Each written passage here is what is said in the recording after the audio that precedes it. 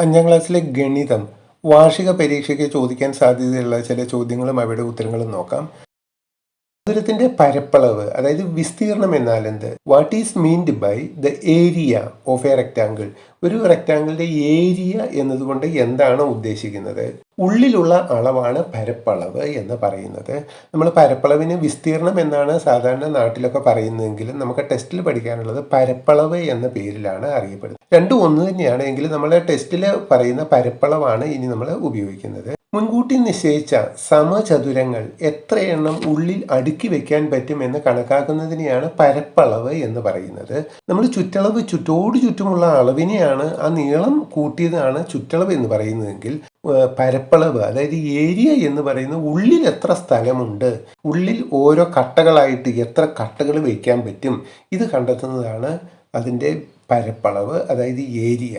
3 centimetre ലെങ്ത്തും 2 centimetre വിഡ്ത്തുമുള്ള ഒരു rectangle ഇവിടെ തന്നിട്ടുണ്ട്, ഒരു ചതുരമാണ്. അതിൻ്റെ പരപ്പളവ് അല്ലെങ്കിൽ ഏരിയ എത്രയെന്ന് നോക്കാം. നമ്മളിവിടെ സെൻറ്റിമീറ്ററിലാണ് നമുക്ക് അളവ് തന്നിരിക്കുന്നത്. അതുകൊണ്ട് ഒരു സെൻറ്റിമീറ്റർ വീതമുള്ള എത്ര കട്ടകൾ നമ്മൾ ഇതിൽ വെക്കാൻ പറ്റുമെന്ന് നോക്കാം. ഇത് ഒന്നാമത്തെ കട്ട വെച്ചു. 1 സെൻറ്റിമീറ്ററുള്ള മറ്റൊരു കട്ട, 1 സെൻറ്റിമീറ്ററുള്ള മറ്റൊരു കട്ട വെച്ചു. അപ്പോൾ ആ വശം തീർന്നു. ഇനി നമുക്ക് താഴെ കുറേ സ്പേസ് ഉണ്ട്, അവിടെയും വെക്കാം. 1 സെൻറ്റിമീറ്ററുള്ള മറ്റൊരു കട്ട വെച്ചു, മറ്റൊരു കട്ട വെച്ചു, മറ്റൊരു കട്ട വെച്ചു. ഇപ്പോൾ 1 സെൻറ്റിമീറ്റർ നീളവും വീതിയുമുള്ള 6 കട്ടകൾ നമുക്കിവിടെ അടുക്കി വെക്കാൻ പറ്റി. 3 സെൻറ്റിമീറ്റർ നീളവും 2 സെൻറ്റിമീറ്റർ വീതിയുമുള്ള ഒരു റെക്റ്റാങ്കിളിനുള്ളിൽ നമുക്ക് 6 കട്ടകൾ, ഓരോ സെൻറ്റിമീറ്റർ വീതമുള്ള 6 കട്ടകൾ വയ്ക്കാൻ പറ്റി. അപ്പോൾ ഇതിൻ്റെ ഏരിയ എന്ന് പറയുന്നത്, അതായത് ഇതിൻ്റെ ആ ഉള്ളിലുള്ള അളവ് എന്ന് പറയുന്നത് 6 കട്ടകൾക്ക് സമമാണ്. It is equal to 6 units. 6 യൂണിറ്റിന് തുല്യമാണ്. ഇവിടെ നമ്മൾ യൂണിറ്റ് സെൻറ്റിമീറ്റർ ആയിട്ടാണ് എടുത്തിരിക്കുന്നത്, എപ്പോഴും സെൻറ്റിമീറ്റർ ആയിട്ടല്ല എടുക്കുന്നത്, എങ്കിലും നമുക്ക് മനസ്സിലാക്കാൻ വേണ്ടി അങ്ങനെ പറഞ്ഞു എന്ന് മാത്രം. ഇവിടെ 6 അതിൻ്റെ ഏരിയ എന്നുള്ളത്, അതായത് വിസ്തീർണം എന്നുള്ളത്. ഇവിടെ 6 കട്ടകൾ അടുക്കി വയ്ക്കാം. തന്നിരിക്കുന്ന അളവ് സെൻറ്റിമീറ്ററിലായതുകൊണ്ട് നമ്മൾ എടുക്കുന്ന തോത് 1 സെൻറ്റിമീറ്റർ വലിപ്പമുള്ള ചതുരക്കട്ടകളാണ്.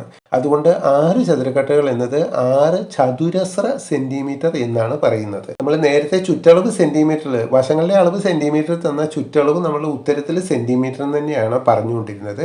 എന്നാൽ ഇവിടെ പരപ്പളവിൽ നമ്മൾ ഉള്ളിൽ എത്ര കട്ടകൾ വയ്ക്കാൻ പറ്റും, ചതുരത്തിലുള്ള എത്ര കട്ടകൾ വെച്ചു, ഇവിടെ 6 കട്ടകൾ വെച്ചു. അതുകൊണ്ട് അതിൻ്റെ ഉത്തരം എന്ന് പറയുന്നത് 6 ചതുരശ്ര സെൻറ്റിമീറ്റർ ആണ്, ചതുര കട്ടകളാണ്. 6 ചതുരശ്ര സെൻറ്റിമീറ്റർ ആണ്. 6 ചതുരശ്ര സെൻറ്റിമീറ്റർ എന്നുള്ളതിന് ഇംഗ്ലീഷിൽ 6 സ്ക്വയർ സെൻറ്റിമീറ്റേഴ്സ് എന്നാണ് പറയുന്നത്. ഇങ്ങനെ കട്ടകൾ അടുക്കി വയ്ക്കാതെ നമുക്ക് എളുപ്പത്തിൽ ഇതിൻ്റെ ഉത്തരം കണ്ടെത്താൻ കഴിയും. നീളവും വീതിയും തമ്മിൽ ഗുണിച്ചാൽ പരപ്പളവ് കണ്ടെത്താവുന്നതാണ്. വളരെ ഈസിയാണ്. നമുക്ക് 3 × 2 എന്ന് ഗുണിച്ച് കഴിഞ്ഞാൽ 6 എന്ന് കിട്ടും. നമുക്ക് നേരത്തെയും 6 ചതുരക്കട്ടകളാണ് നമ്മൾ വെച്ചതെന്ന് ഓർമ്മയുണ്ടല്ലോ. ലെങ്ത്, നീളം 3 സെൻറ്റിമീറ്റർ, വിഡ്ത്ത്, വീതി 2 സെൻറ്റിമീറ്റർ. പരപ്പളവ് കണ്ടെത്തുന്നത് നീളം ഗുണിക്കണം വീതിയാണ്.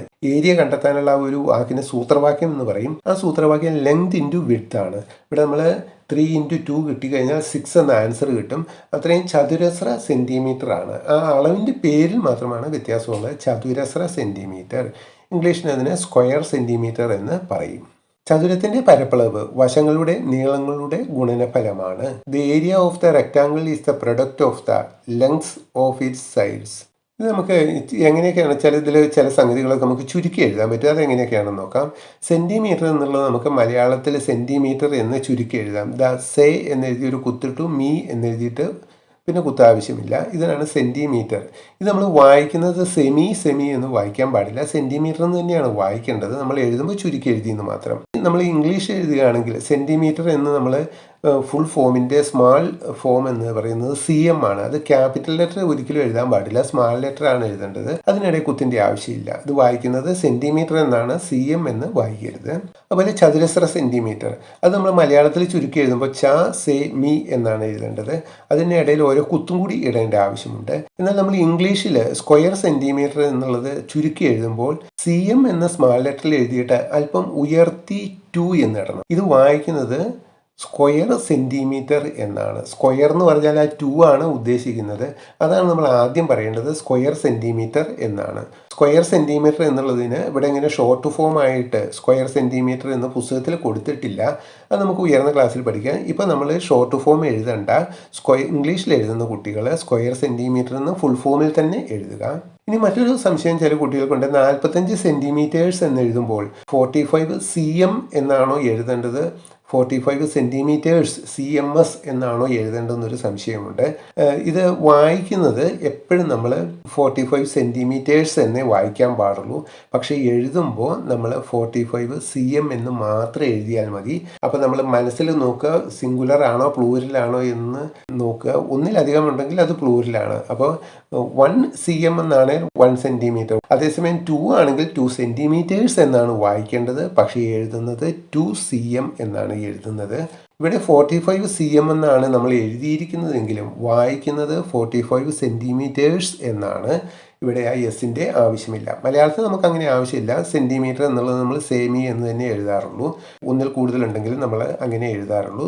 സിംഗുലർ, ഏകവചനം, ബഹുവചനം അതിൽ പ്രശ്നമല്ല. ഇനി നമുക്ക് 45 സ്ക്വയർ സെൻറ്റിമീറ്റേഴ്സ് എന്നുള്ളത് ഷോർട്ട് ഫോമിൽ 45 സ്ക്വയർ സെൻറ്റിമീറ്റേഴ്സ് നമ്മളിങ്ങനെ എഴുതി. ഇത് വായിക്കുന്നതും 45 സ്ക്വയർ സെൻറ്റിമീറ്റേഴ്സ് എന്നാണ്. അവിടെ എസിൻ്റെ ആവശ്യമില്ല. സെൻറ്റിമീറ്റേഴ്സ് പ്ലൂരൽ ആയിട്ട് വായിക്കുക. പെരിമീറ്റർ, ചുറ്റളവ് കാണുമ്പോൾ അളവുകൾ സെൻറ്റിമീറ്ററിലാണ് തന്നിരിക്കുന്നതെങ്കിൽ ഉത്തരത്തിൽ സെൻറ്റിമീറ്റർ എന്ന് എഴുതുക. സെൻറ്റിമീറ്റർ സമം സെൻറ്റിമീറ്റർ. മീറ്ററിലാണെങ്കിൽ മീറ്റർ, കിലോമീറ്ററിലാണെങ്കിൽ കിലോമീറ്റർ. ഇത് പെരിമീറ്റർ, ചുറ്റളവ് കാണുമ്പോഴാണ്. ഏരിയ, അതായത് പരപ്പളവ് കാണുമ്പോൾ എന്താണ് വേണ്ടത് നോക്കാം. അളവുകൾ സെൻറ്റിമീറ്ററിലാണ് തന്നിരിക്കുന്നതെങ്കിൽ ഉത്തരം ചതുരശ്ര സെൻറ്റിമീറ്റർ എന്ന് എഴുതുക. സെൻറ്റിമീറ്റർ ഈക്വൽസ് ചതുരശ്ര സെൻറ്റിമീറ്റർ, സ്ക്വയർ സെൻറ്റിമീറ്റർ. അളവുകൾ മീറ്ററിലാണെങ്കിൽ ചതുരശ്ര മീറ്റർ, സ്ക്വയർ മീറ്റർ എന്നാണ് എഴുതേണ്ടത്. ഇനി അളവുകൾ കിലോമീറ്ററിലാണ് തന്നിരിക്കുന്നതെങ്കിൽ ചതുരശ്ര കിലോമീറ്റർ, സ്ക്വയർ കിലോമീറ്റർ എന്നും എഴുതുക. ചതുരത്തിൻ്റെ പരപ്പളവ് വശങ്ങളുടെ നീളങ്ങളുടെ ഗുണനഫലമാണ്. രണ്ട് വശത്തിൻ്റെയും നീളങ്ങൾ തമ്മിൽ ഗുണിച്ചു കഴിഞ്ഞാൽ അത് കിട്ടുന്നതാണ് പരപ്പളവ് എന്ന് പറയുന്നത്. ഇത് ഇംഗ്ലീഷ് മീഡിയത്തിലുള്ള സെൻറ്റൻസുകളാണ്.